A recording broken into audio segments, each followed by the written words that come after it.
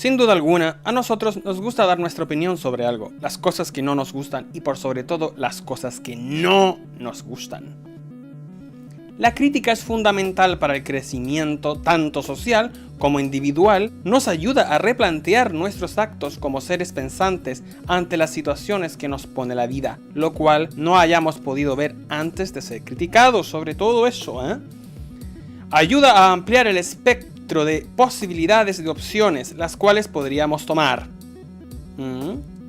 Ayuda a generar conciencia, un debate de acontecimientos que nos afectan directa o indirectamente.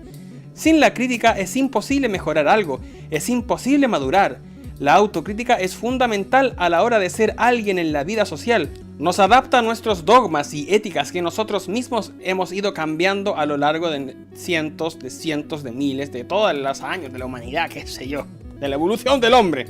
Ayuda a mejorar el entorno, a reducir las malas prácticas cuando las haya, para un bien común mucho más grande que nuestro propio ego. Pero hay críticas y críticas. ¡Fuck off! En este video intento exponer dos formas de enfrentarse a uno mismo a la hora de hacer una crítica, es decir, de dónde viene lo que yo quiero expresar. La número 1 yo le puse la crítica reflexiva. Esta crítica es aquella que nos hace pensar a la hora de plantear un punto de vista. Va mucho más allá del fenómeno que se critica en sí, que suele ser algo muy superficial. Más bien, intenta abarcar varios puntos de vista para generar conciencia sobre el fenómeno más grande, engloba. Es una cosa que engloba, un grupo de hechos en común que hace replantearnos y ver entre líneas lo que está escondido más allá de lo evidente. Un ejemplo de ello, el ingenioso hidalgo Don Quijote de la Mancha, escrito por Miguel de Cervantes Saavedra. A grandes rasgos y muy superficialmente, este libro, escrito por los primeros años de 1600, cuenta un sinfín de anécdotas reales o no, que en el fondo son un ícono, una representación del autor que quería criticar a la sociedad de aquel tiempo, usando personajes, situaciones y desarrollos de personajes de una forma en que, a grandes rasgos, esta caricaturización de la sociedad está plasmada con el fin de satirizarla, criticarla y generar de tal forma una opinión que a tal punto es mencionada en cualquier escuela o colegio o universidad o cualquier parte del mundo, habiendo ya pasado unos 400 años desde su publicación. Cervantes no se queda con el simple hecho de que el escudero del caballero sea un borracho barrigón, o que el mismo caballero sea un pelele enclenque obsesionado con historias de caballería. Nos muestra mucho más, con un montón de símbolos a tomar en cuenta.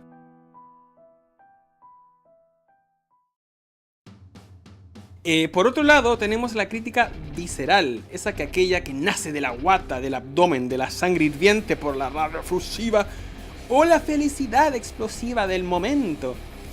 Esta más bien responde a la necesidad de expresar un sentimiento más que una idea en relación a la crítica anterior.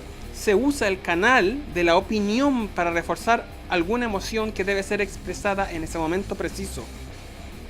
Y cuando hablamos de las emociones, entramos en un escenario un poco difícil, ya que cada uno tiene su color, su forma, sabor e intensidad. Bueno, eso es de libre interpretación para cada uno. Cabe mencionar. El autocontrol y la madurez son fundamentales para maniobrar y escabullirse entre las tantas salvajadas que nacen desde nuestro propio interior.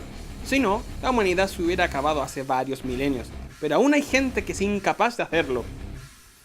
Es preciso aclarar que la rabia, la tristeza, el insulto fácil, el lado oscuro de la fuerza, es más tentador y sencillo que alegrarse por la vida y ver el lado lindo de las cosas. Por lo que la gran mayoría de este tipo de críticas caen en la mierda pura.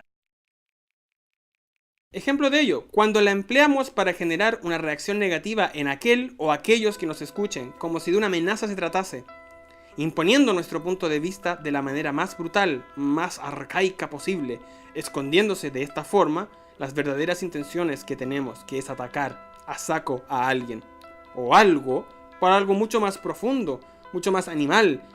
Claro, es un mecanismo de defensa propio del ser humano y de los animales. El miedo. Pero bueno, ñepeco, ¿para qué tanta palabrería introductoria si según el título vienes a hablar de YouTube?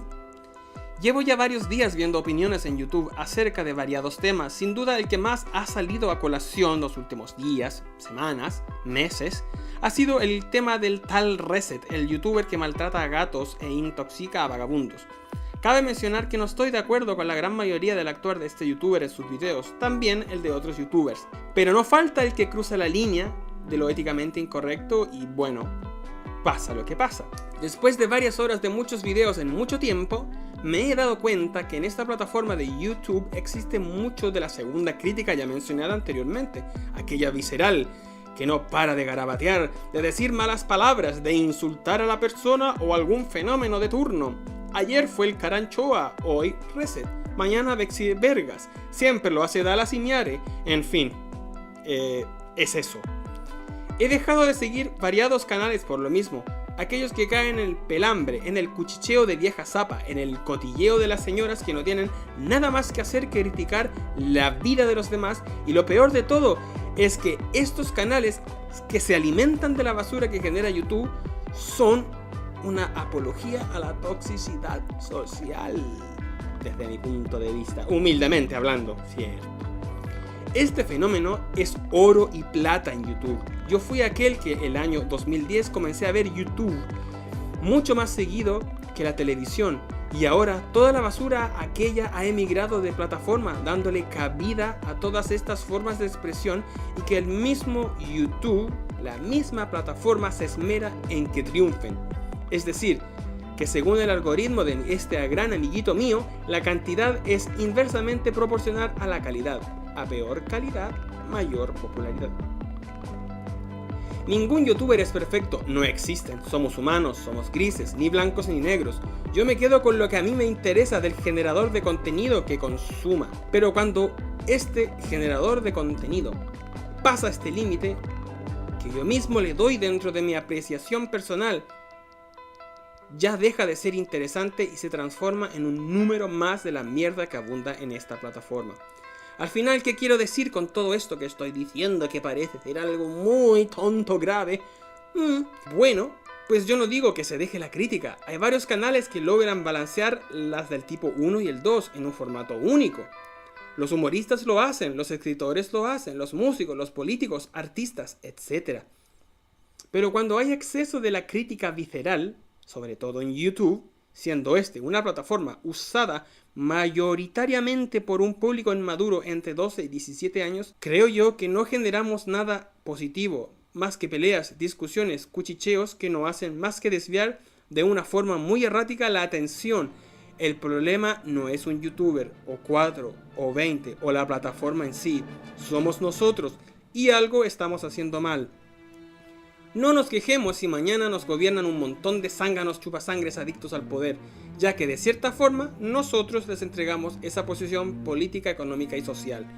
Generemos más debates, sí, pero con cosas que de verdad valgan la pena. Y si de entretención se tratase, aprendamos pues a ser seres pensantes críticos mediante juegos, grupos sociales, comunidades, etc.